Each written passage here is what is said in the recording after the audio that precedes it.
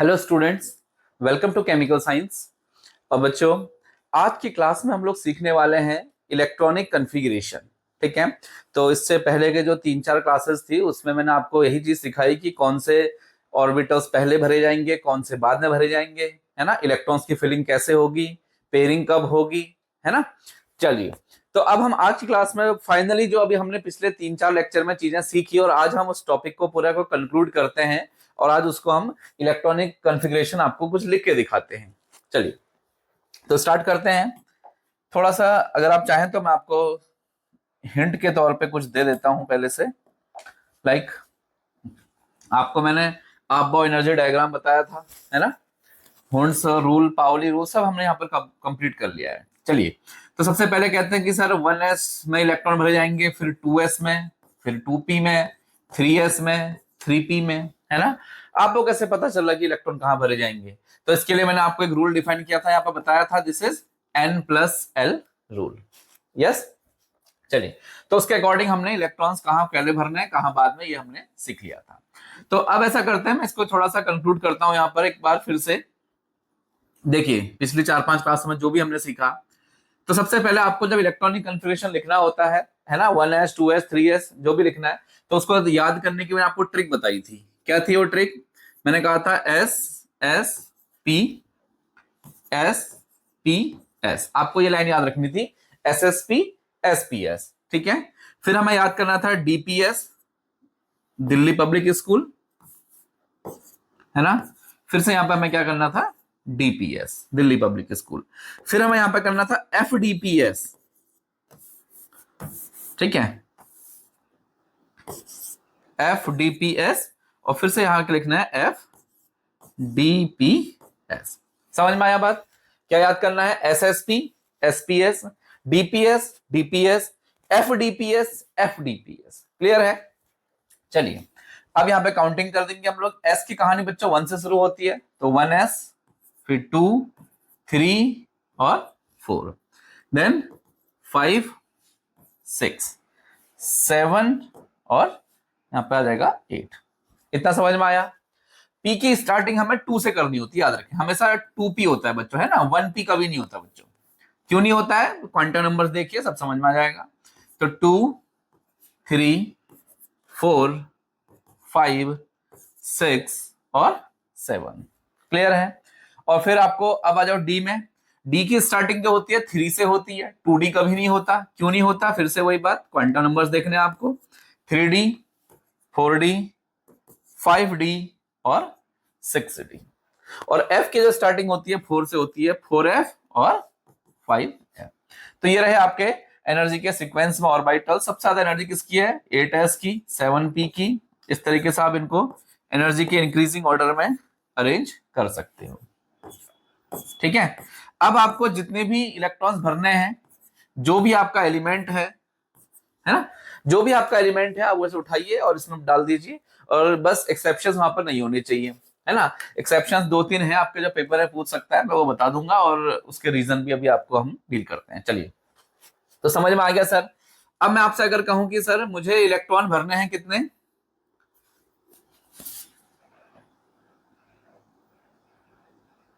ठीक है, इसको बच्चों हम साइड में रख लेते हैं, ठीक है, हमारे काम आएगा। ये लो, ओके, ठीक है। तो अब हमें क्या करना है, एक एलिमेंट लेना है। जैसे क्या, मैंने ले लिया सबसे पहले फ्लोरीन। एटॉमिक नंबर कितना होता है बच्चों? उसका 9 होता है। ठीक है। तो उस 9 एटॉमिक नंबर का इलेक्ट्रॉनिक कॉन्फ़िगरेशन करना है। कैसे करना है देखिए, सबसे पहला 1s2। अच्छा, किस में कितने इलेक्ट्रॉन भरते हैं ये तो पता है ना आपको। एस में कितने भरते हैं?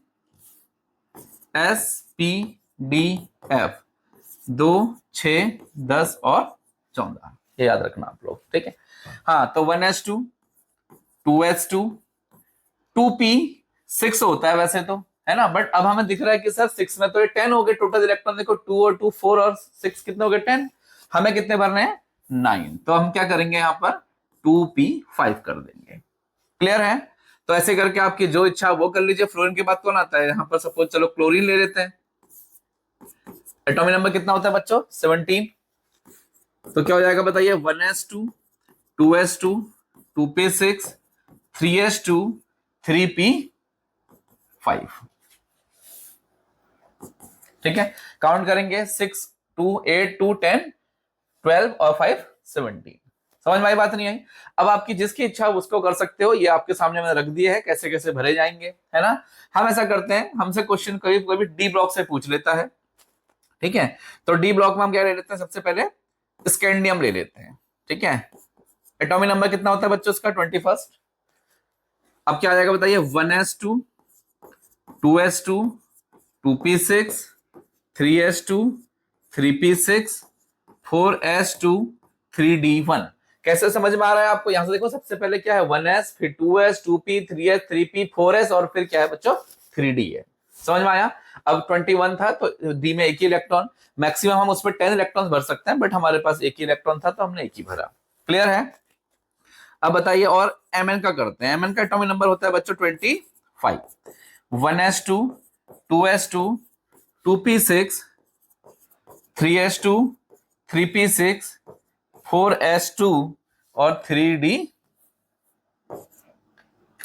4s2 3d5। काउंट कर लीजिए, देख लीजिए पूरे 25 आ जाएंगे। समझ में आया? हम एक और यूज कर सकते हैं, क्या, जिंक। क्या होता है zinc? 1s2 2s2 2p6 3s2 3p6 4s2 3d10। Count करिए, जिंक का एटॉमिक नंबर होता है कितना 30। समझ में आई बात नहीं आई? देखिए एक बात और समझिए, अभी मैं आपको जस्ट करना सिखा रहा हूं। ठीक है, अभी मैं इनकी भी ट्रिक्स बताऊंगा आपको नेक्स्ट लेक्चर, जो हमारा इसके बाद की जो यूनिट है ना पीरियोडिसिटी, वहां पर हम इनको डिटेल में सीखेंगे। इवन हम उनको ग्रुप वाइज ब्लॉक वाइज मैं आपको सारे शॉर्टकट्स बताऊंगा, है ना। कैसे कैसे आप ग्रुप के हिसाब से कर सकते हो कॉन्फ़िगरेशन, है ना, पीरियड के हिसाब से कैसे आएंगे, इनके जनरल फॉर्मूला क्या होंगे, वो सब चीजें हम वहां देखेंगे। बस मैं आपको यहाँ पर जस्ट एक चीज, छोटी सी चीज सिखा रहा हूँ कि किसी भी एलिमेंट का इलेक्ट्रॉनिक कॉन्फ़िगरेशन हम कैसे लिखते हैं। ये सीक्वेंस एनर्जी का मैंने आपको पहली क्लास में सिखा दिया है, और उसके बाद हम इसमें इलेक्ट्रॉन्स की फिलिंग करते जाते हैं। एस में 2 भरते हैं तो मैक्स टू मैक्स 2 भर सकते हैं, पी में 6 भर सकते हैं, डी में 10 भर सकते हैं और एफ में 14 भर सकते हैं। क्लियर हो गई बात? ठीक है, तो ये हमारा बहुत सिंपल सा वे है। अच्छा, एक तरीका और हो सकता है, आपको याद होगा कि हम वो याद है आपको, एक हम यहाँ पर वो ले लेते थे, कौन से, हीलियम नियॉन आर्गन क्रिप्टन, इसको हटा देना, नोट कर लिया होगा आपने, क्रिप्टन जिनॉन रेडॉन। ठीक है,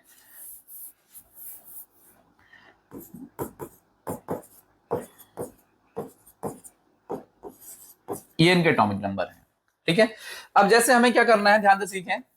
ये सब चीजें बच्चों आपको पहले से ही आती हैं, कुछ कुछ बच्चे होंगे जो थोड़ा भूल गए होंगे, तो मैं उनको एक बार रिवाइज कराने के लिए ही ये सब करा रहा हूँ, वरना मुझे इसकी कोई जरूरत नहीं है। आपको बीएससी में आके ये चीजें आपको समझ में आता है। ठीक है, देखिए अब मेरे पास यहाँ पर क्या है, एलिमेंट नियॉन। इसके बाद जो एलिमेंट आता है 11th नंबर में हमारा, वो कौन है बच्चों, सोडियम। ठीक है, उसका एटॉमिक नंबर कितना है 11। अब हम कभी कभी क्या करते हैं, ध्यान से सुनिए, नियॉन का कॉन्फ़िगरेशन हम कैसे लिखेंगे, कहेंगे सर 1s2 2s2 2p6 हो गए 10। ठीक है, और सोडियम का हम कैसे लिखेंगे, 1s2 2s2 2p6 3s1, देखो 11 हो गए। तो क्या आपको एक बात समझ में आती है कि सर ये पूरा जो कॉन्फ़िगरेशन है ना, ये बिल्कुल एग्जैक्टली किसकी तरह है, नियॉन की तरह है। तो हम बहुत सारी बुक्स में देखते हैं कि इसका कॉन्फ़िगरेशन ऐसे लिखा होता है, लाइक नियॉन, और यहां लिखा होता है 3s1। तो समझ में आया, एक नोबेल गैस यूज कर लेनी है आपको, और उसके बाकी जो इलेक्ट्रॉन है उनको आपको ऐसे लिख देना है। समझ में आया? इसके बाद हमारे पास एक एलिमेंट है, कौन सा, मैग्नीशियम, जिसका एटॉमिक नंबर कितना है 12। तो हम उसको ऐसा लिख सकते हैं क्या, देखो यहां तक तो ठीक ही रहेगा, यहां क्या आ जाएगा 3s1, यहां आ जाएगा 3s2। क्लियर हो गई बात? अगर मैं यहां पर आपसे कहूं कि भाई मेरे पास एक एलिमेंट है एल्यूमिनियम, एटॉमिक नंबर 13, तो मैं क्या लिखूंगा, एल्यूमिनियम से जस्ट पहले वाला जो नोबेल गैस है 10th नंबर में कौन है, नियॉन है, 3s2 3p1। समझ में आ रही है ना आपको बच्चों, समझ में आ रहा है ना आपको? कमेंट करते रहा करें प्लीज।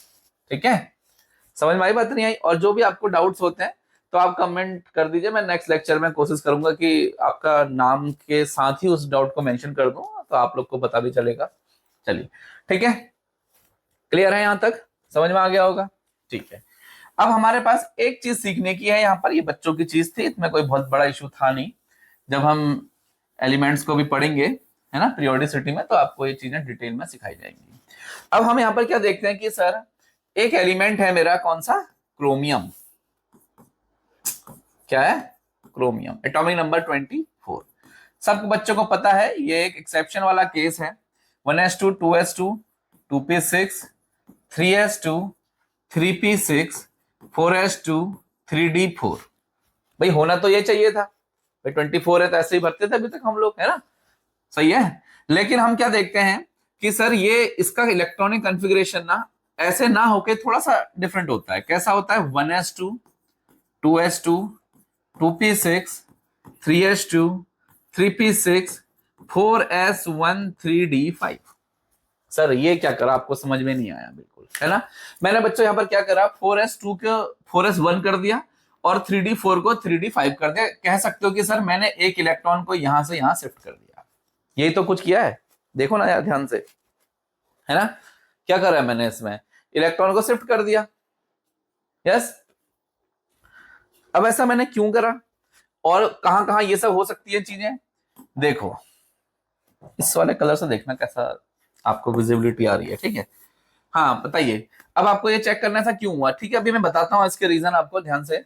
आप फिलहाल एक एलिमेंट हमारे पास फिलहाल और है, कौन, कॉपर, जिसका एटॉमिक नंबर है बच्चों 29, ठीक है। उसमें भी ऐसा ही कुछ होता है। देखो क्या होता है sir, 1s2 2s2 2p6 3s2 3p6 4s2 3d9 होना चाहिए था 29 में, 29 में। यस, होना तो सर ये चाहिए था, लेकिन होता क्या है सर, इसमें ये होता है exactly like chromium 1s2 2s2 2p6 3s2 3p6 4s1 और 3d10। एक इलेक्ट्रॉन यहां से यहां शिफ्ट होता है, 4s1 3d10। समझ में आई बात नहीं है, ये क्यों होता है। आपको ये ब्लैक कलर दिख रहा है ना अच्छे से, ठीक है, विजिबल तो है, चलिए कोई नहीं, ठीक है जी। तो आपको अभी ये दोनों चीजें नोट कर लेनी है, ये दोनों कॉन्फ़िगरेशन याद करना, अभी नोट करना है। ये क्या था आपका, एक्सपेक्टेड था, है ना, ये क्या था हमारा, एक्सपेक्टेड था, बट रियल में कौन सा होता है, ये होता है, ठीक है। हमने लगता था वो वाला होगा, बट है कौन सा, दूसरा टाइप का, ठीक है। ये सब क्यों हुआ, इसको आप नोट कर लिया, दोनों नोट कर लीजिए, ठीक है। ये रॉन्ग है और ये राइट है, ये भी नोट कर लीजिए एग्जैक्टली। ये रॉन्ग है और ये क्या है, राइट है। अब इसका रीजन क्या है सर, ये 4s2 को 4s1 करके 3d5 क्यों हो गया, वो दूसरा 4s2 को 1 करके 3d10 क्यों हो गया, सर इसके रीजन समझ में नहीं आ रहे हैं, है ना। तो कोई दिक्कत नहीं, मैं इसके रीजन आपको बताता हूँ, एक्सप्लेन करता हूँ अच्छे तरीके से। इसको नोट कर लिया बच्चों आप लोगों ने ना, है ना, नोट करते चलिएगा प्लीज, ठीक है। चलिए, तो इसको हम बोलते हैं एक्सेप्शंस। अब ये एक्सेप्शंस के जो रीजन है वो क्या है, हम उसको देखते हैं। देखो हर एक्सेप्शन का एक कुछ ना कुछ रीजन होता है। बहुत सारे लोग जो है एक्सेप्शन करके निकल जाते हैं, बट बहुत सारे लोग होते हैं जो एक्सेप्शन के रीजन भी यहाँ पर मेंशन करते हैं, ठीक है। तो मैं अभी आपको हर चीज सिखाऊंगा, ऐसा क्यों होता है ये भी बताऊंगा, ठीक है। तो एक्सेप्शंस यहाँ पर बच्चों हमारे पास ना उसके दो रीजन होते हैं। यस, ध्यान से सुनिएगा प्लीज। इसका एक रीजन तो है सिमेट्री, ठीक है, और दूसरा इसका रीजन है एक्सचेंज एनर्जी। क्या है, एक्सचेंज एनर्जी। सर ये क्या था, समझ में नहीं आया। अच्छा देखो मैं बताता हूं। तो जो सिमेट्री वाला रीजन है, वैसे तो ये कोई इतनी बड़ी चीज नहीं है आप लोगों के लिए, बट फिर भी सीखना है, जिसको नहीं आता सीखना चाहिए, ठीक है। तो आपको पता है कि सर मैंने यहां पर क्या करा, 4s को 1 कर दिया और 3d को 5 किया था क्रोमियम के केस में। तो कैसे हुआ था ये बताइए। देखो सर 4s1 और 3d5 ये हुआ था। ये काम करते हैं, ये देखो, ठीक है, ऐसा करते हैं, जैसे 4s2 और 3d4 ये एक्सपेक्टेड ये था, है ना। बट हुआ क्या था, हुआ क्या था हमारे साथ, देखो एक्सपेक्टेशन तो हमारी क्या थी, इस तरीके की थी, बट हमें क्या रियलिटी में, हमें क्या मिला था, हमें रियलिटी में सर ये मिला था। ऐसा क्यों हुआ समझ में नहीं आया, है ना। तो 3d इसको आप कर दीजिए,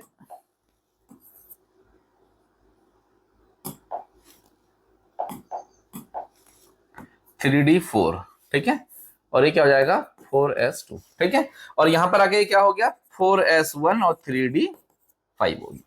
समझ में आई बात नहीं आई? तो इसका एक रीजन है सिमेट्री। सिमेट्री का क्या मतलब है? ये कहते हैं कि सर जो नेचर है, प्रकृति है ना, वो कहते हैं कि उसको सिमेट्री से बड़ा प्यार है। आप भी नोटिस करते होंगे कि आपके आसपास चीजों में सिमेट्री होती है। सिमेट्री मतलब एक ऐसी इमेजिनरी लाइन होती है जहां से आप उसको टू पार्ट्स में अगर इमेजिन कर लोगे या डिवाइड कर दोगे तो आपको एग्जैक्टली टू हाफ्स मिलेंगे, एग्जैक्टली सेम चीजें मिलेंगी, आइडेंटिकल चीजें मिलेंगी। कैसे? क्या कोई बच्चा मुझे बताया क्या इस मार्कर में, इस पेन में सिमेट्री है? कोई ऐसा पॉइंट, कोई ऐसी इमेजिनरी लाइन जहां से मैं इसको कट कर दूं और आपको एग्जैक्टली दो एक जैसे पार्ट्स मिल जाएं? यस, बताइए, क्या यहां से इसे कट कर दूंगा तो एग्जैक्टली टू हाफ्स में कट जाएगा? ये बिल्कुल नहीं कटेगा। इस साइड क्या है, इसकी ऐसे शार्प नोक है, और यहाँ की साइड क्या है, यहाँ नहीं है। समझ में आई बात नहीं आई? सर मुझे एक चीज समझ में आती कि अगर मैं इसको यहां से बीच से कट कर दूं, लाइक एग्जैक्टली हाफ, ठीक है, देखो ना इसकी जो निब है ये भी हाफ हो जाएगी, तो ये इस तरीके से खुल जाएगा। लाइक समझ में आया बात नहीं आया? ठीक है, तो ये हमें दिख रहा है कि हाँ सर इसमें भी सिमेट्री है। तो हम इस तरीके से देखते हैं कि सर बहुत सारी चीजों में सिमेट्री है। आपकी इवन आपकी बॉडी में तक सिमेट्री है। ह्यूमन बॉडी देखो ना, आप ऐसे इमेजिनरी लाइन से कट करो ना खुद को, ऐसे सोचो इमेजिनरी है, ठीक है, काटने मत बैठ जाना। तो कुछ इस तरीके से आप यहाँ से कट करके देखो ना, आपकी बॉडी एग्जैक्टली टू हाफ्स में डिवाइड हो जाएगी। हमारी बॉडी कितनी सिमेट्रिकल है। यस, बट क्या है, हाँ इंटरनल ऑर्गन्स हमारे कहीं कहीं पर हैं जो सिमेट्री को फॉलो नहीं करेंगे। लाइक हार्ट आपका थोड़ा सा राइट साइड हो जाएगा, लिवर एक साइड हो जाएगा। यस, बट अगर मैं एक्सटर्नली बॉडी को देखूं तो आपको दिख रहा है कि आपकी बॉडी एग्जैक्टली क्या है, आइडेंटिकल है। बीच से काटेंगे तो आपको एक जैसे ही दो हाफ मिलेंगे। क्लियर है बात? तो समझ में आया? तो एक रीजन इसका सिमेट्री है। लोग कहते हैं कि सर जो चीजें सिमेट्रिकल होती हैं वो क्या होती हैं, ज्यादा स्टेबल होती हैं। ये कोई इतना साइंटिफिक रीजन तो है नहीं, बट बुक्स में मेंशन है तो मैं यहाँ पर आपको बता देता हूँ। ठीक है, तो ये समझ में आया आपको? ये किसका कहानियां है? ये किसी कहानी है बच्चों, क्रोमियम की। ठीक है, और एग्जैक्टली मैं किसी कहानी लिख सकता हूं यहाँ पर कॉपर की। कॉपर की कैसे लिख सकता हूं कि सर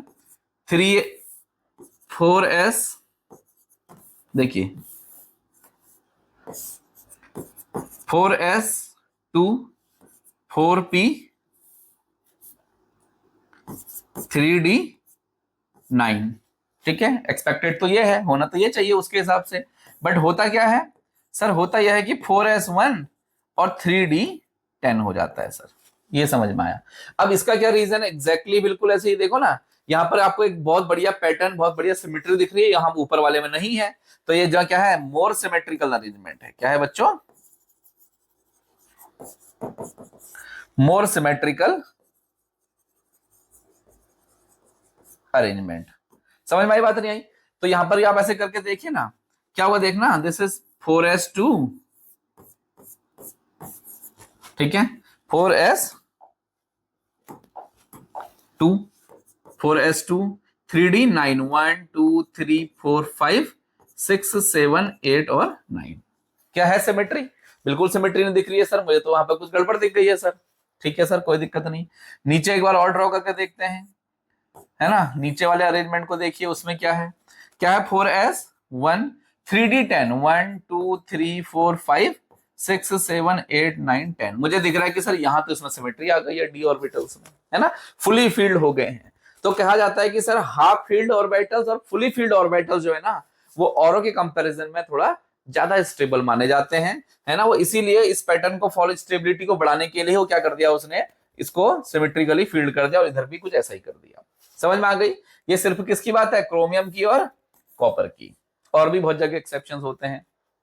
ठीक है, तो ये पहला रीजन मैंने आपको बताया, सिमेट्री। वो कहते हैं कि सर जो सिमेट्रिकल चीजें हैं, सिमेट्रिकल अरेंजमेंट है, नेचर को बहुत सिमेट्री से प्यार है, तो ये जो क्या होती है चीजें ज्यादा स्टेबल मानी जाती हैं, तो इसलिए वो कहता है कि सिमेट्री को फॉलो कर रहा है। देखो सर, यहाँ सिमेट्री आई तो ज्यादा स्टेबल है, इसीलिए ये अरेंजमेंट दिखाई पड़ता है। वहां पर भी सिमेट्री दिखाई पड़ी तो ज्यादा स्टेबल है, अरेंजमेंट दिखाई पड़ता है। बढ़िया, यस, ठीक है, नोट कर लिया ना आपने?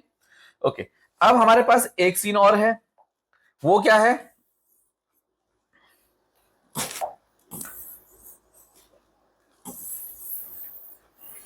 ठीक है, इसको नोट कर लीजिएगा प्लीज। हाँ, देखिए, अब हमारे पास एक सीन और है, वो कहता है सर एक्सचेंज एनर्जी, इसका क्या पंगा है ये बताइए सर।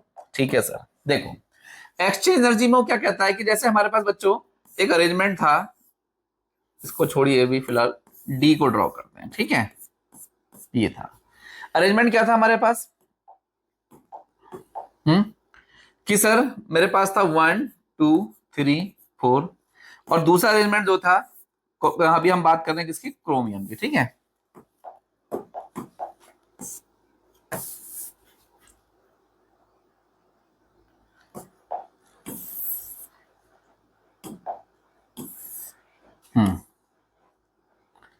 देखिए, एक अरेंजमेंट हमारे पास ये था, एक अरेंजमेंट हमारे पास क्या था? ये था 5 वाला। यस, था ना ये अरेंजमेंट? ठीक है। ये क्या था आपका? 4s1 3d4। ये क्या था? 4s, सॉरी ये 2 था, 4s1 3d5। ये था अरेंजमेंट। तो एक d4 कॉन्फ़िगरेशन है और एक क्या है? d5 लिखा हुआ है मैंने। अब हम कहते हैं कि सर नीचे वाला सिमेट्रिकल है, ज्यादा अच्छा लग रहा है, ज्यादा स्टेबल है, इसलिए हमें ये दिखाई पड़ता, ऊपर वाला नहीं मिलता। बट ऐसा नहीं है, ठीक है। तो सिर्फ इसका रीजन सिमेट्री ही नहीं है, एक और थोड़ा सा आपको भी सुनकर अच्छा लगेगा, वो है एक्सचेंज एनर्जी। ये क्या चीज है भाई एक्सचेंज एनर्जी? ये सब समझ में नहीं आया। देखिए बताते हैं एक्सचेंज एनर्जी क्या है, ध्यान से समझिएगा इसको प्लीज, ठीक है। एक्सचेंज एनर्जी का मतलब है, ये कहते हैं कि सर ये सारे जो ऑर्बिटल्स दिखाई पड़ रहे हैं ना, ये सारे के सारे क्या है? इलेक्ट्रॉनिकली डीजेनरेट हैं। इसका क्या मतलब हुआ? इसका मतलब ये हुआ कि सर ये सारे के सारे ऑर्बिटल्स क्या है, इनकी एनर्जी एक जैसी है।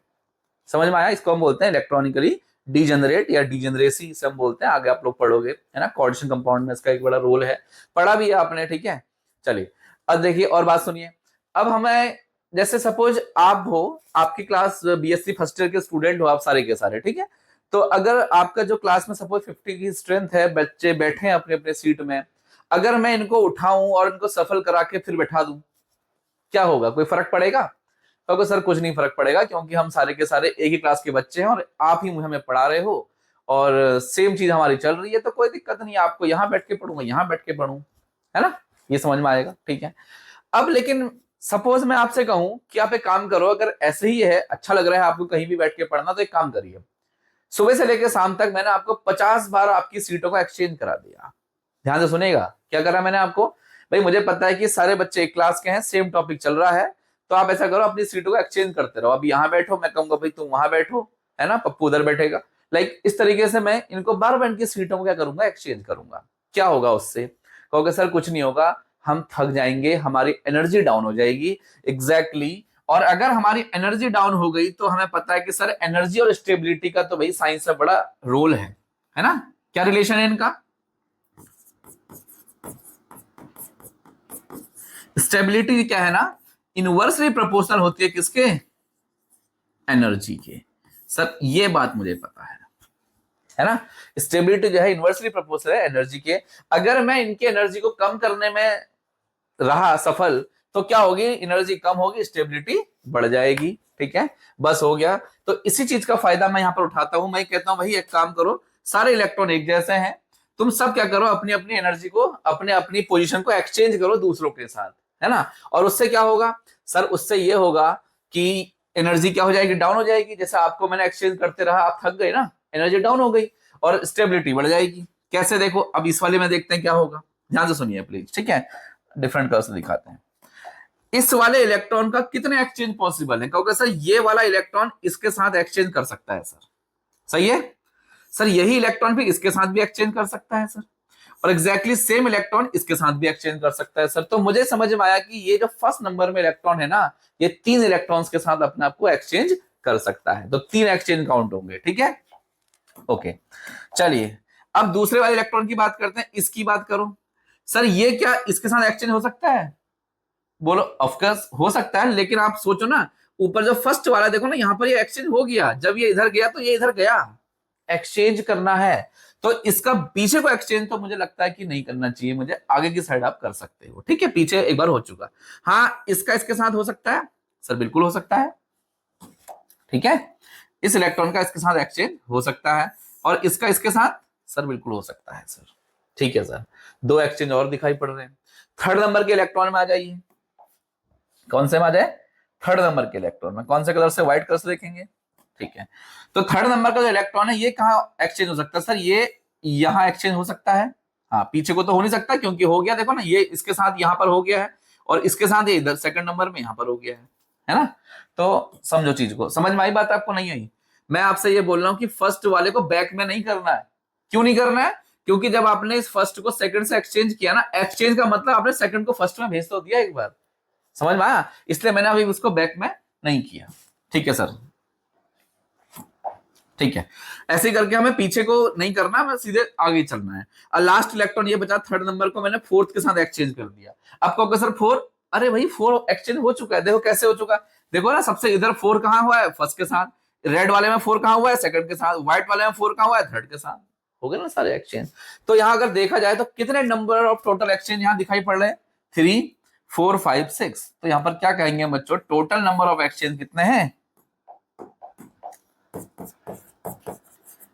टोटल नंबर ऑफ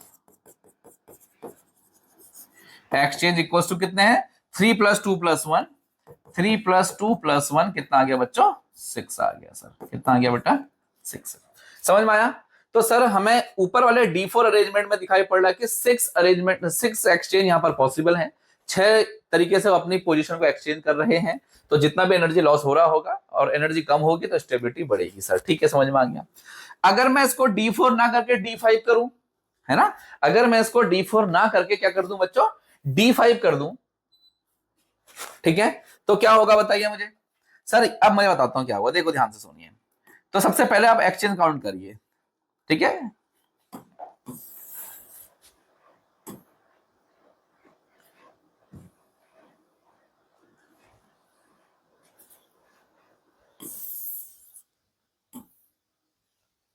देखिए, ठीक है, सबसे पहला एक्सचेंज, इसको इसके साथ एक्सचेंज कर सकता हूं सर मैं, बिल्कुल कर सकता हूं। सेकंड के साथ कर सकता हूं, हाँ जी बिल्कुल कर सकता हूं। थर्ड के साथ कर सकता हूं जी, बिल्कुल कर सकता हूं। फोर्थ के साथ कर सकता हूं जी, बिल्कुल कर सकता हूं। तो जो फर्स्ट इलेक्ट्रॉन है ना, वो कितने एक्सचेंज कर सकता है? 4 एक्सचेंज आर पॉसिबल। ठीक है, सेकंड इलेक्ट्रॉन में आ जाइए। सेकंड इलेक्ट्रॉन कहां, देखो फिर उसकी तरह पीछे तो आपको आना नहीं है, क्योंकि देखो सेकंड और फर्स्ट में एक्सचेंज हो चुका है ना।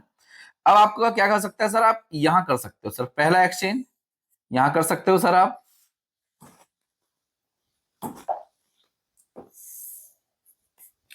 और आप यहां कर सकते हो। ठीक हो गया सर, 3 एक्सचेंज हो गए सर। अब बताइए थर्ड नंबर का एक्सचेंज, थर्ड नंबर के इलेक्ट्रॉन में आ जाइए सर। थर्ड नंबर का इलेक्ट्रॉन इसके साथ कर सकता है, फोर्थ के साथ, और थर्ड नंबर का ही इलेक्ट्रॉन फिफ्थ के साथ कर सकता है सर। बिल्कुल समझ में आ गया सर। एक मुझे और दिखाई पड़ रहा है सर, वो मुझे कौन सा दिखाई पड़ रहा है कि जो फोर्थ नंबर का इलेक्ट्रॉन है वो फिफ्थ के साथ भी एक्सचेंज हो सकता है सर, ऑफ कोर्स, है ना। तो यहां पर अगर मैं काउंट करूं टोटल नंबर ऑफ एक्सचेंज, है ना, अगर यहां पर मैं काउंट करूं कितना टोटल नंबर ऑफ एक्सचेंज, तो क्या आएंगे बताओ।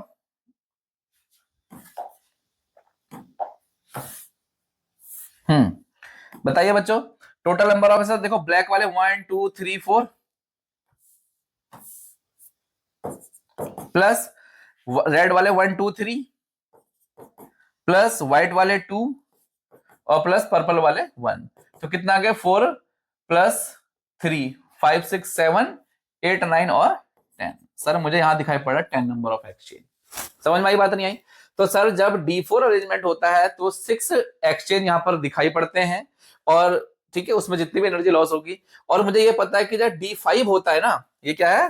4s1 3d5 है। तो मुझे क्या दिखाई पड़ता है कि सर यहाँ पर 10 नंबर ऑफ एक्सचेंज, मतलब 4 नंबर ऑफ एक्सचेंज क्या हो रहे हैं? बढ़ जा रहे हैं।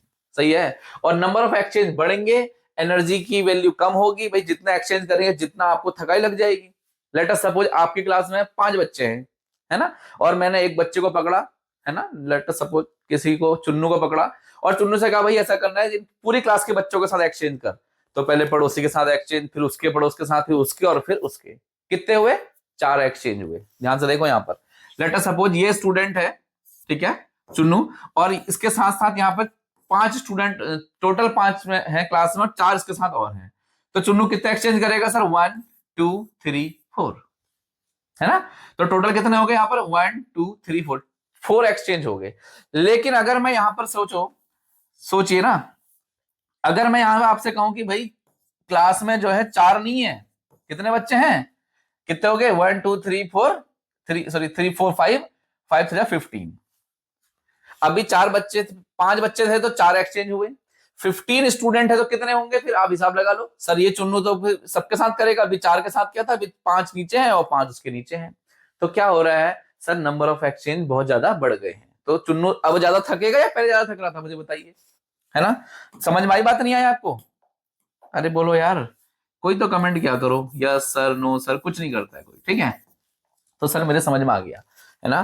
तो चुन्नू क्या करेगा, चुन्नू कुछ नहीं करेगा, चुन्नू मुझे गालियां देगा, हो सकता है कॉलेज के बाहर मुझे पकड़ ले अपने दोस्तों के साथ, कहेगा इसको सर को बहुत परेशानी है, ठीक है। तो समझ में आई बात, आपको नहीं आई? तो मैंने आपको यही बताया कि सर जितने ज्यादा नंबर ऑफ एक्सचेंज होंगे उतने ज्यादा यहाँ पर क्या होगा, एनर्जी का लॉस होगा। और हमें क्या दिखा पता चलेगा उससे कि सर एनर्जी यहाँ पर उतनी ज्यादा डाउन होगी और स्टेबिलिटी उतनी ज्यादा बढ़ जाएगी। इसलिए कहते हैं कि सर सिमेट्रिकल अरेंजमेंट जो है ना, वो क्या होते हैं, ज्यादा स्टेबल माने जाते हैं, ठीक है, इन 2 रीजन की वजह से। पहला रीजन क्या था, सिमेट्री, है ना, वो कोई बहुत बड़ा साइंटिफिक नहीं था, बट एग्जिस्ट तो करता है, हम देखते हैं नेचर में बहुत सिमेट्री है सर, है ना। और यहाँ पर क्या है, दूसरा क्या था, एक्सचेंज एनर्जी। ये थोड़ा आपको साइंटिफिक लगा होगा कि हाँ एनर्जी लॉस हो रही है, एनर्जी लॉस होगी तो स्टेबिलिटी बढ़ेगी, तो इसलिए हमें D5 ज्यादा अच्छा लगा as compare to D4। Clear हो गई बच्चों बात? समझ में आया ना आपको? चलिए ठीक है, तो ये लेक्चर हम यहीं खत्म करते हैं, ठीक है। आपने इसको नोट बना लिए होंगे जैसे भी है। आप चाहो तो अब बुक निकालिए, इलेक्ट्रॉनिक कन्फिगरेशन करना शुरू कर दीजिए बहुत सारे एलिमेंट्स का, है ना। तो फिलहाल होमवर्क अगर चाहो लिखना, है ना, तो आप एटलीस्ट 40 तक तो आप करके लाइए, ठीक है। 40 तक आप इलेक्ट्रॉनिक कन्फिगरेशन करिए, है ना। कहीं आपको एक्सेप्शन भी दिखाई पड़ेंगे बुक के हिसाब से आप देखेंगे, तो आप ये एक्सेप्शन है फिलहाल ये रूल लगा देना। और बाकी कैसे करना है ये आपको मैंने बता दिया है। इलेक्ट्रॉन कहां पहले भरेगा, कहां भरेगा, SSP, SPS, DPS, DPS, FDPS और FDPS। क्लियर है बच्चों? ठीक है ना? ओके, ठीक है, ठीक है। तो आज की क्लास यहीं खत्म करते हैं और मिलते हैं। अब हम नई यूनिट स्टार्ट करने जा रहे हैं, पीरियोडिसिटी आपकी सेकंड यूनिट है जो, ठीक है। तो इसके बाद हम लोग पीरियोडिसिटी के लेक्चर में मिलते हैं।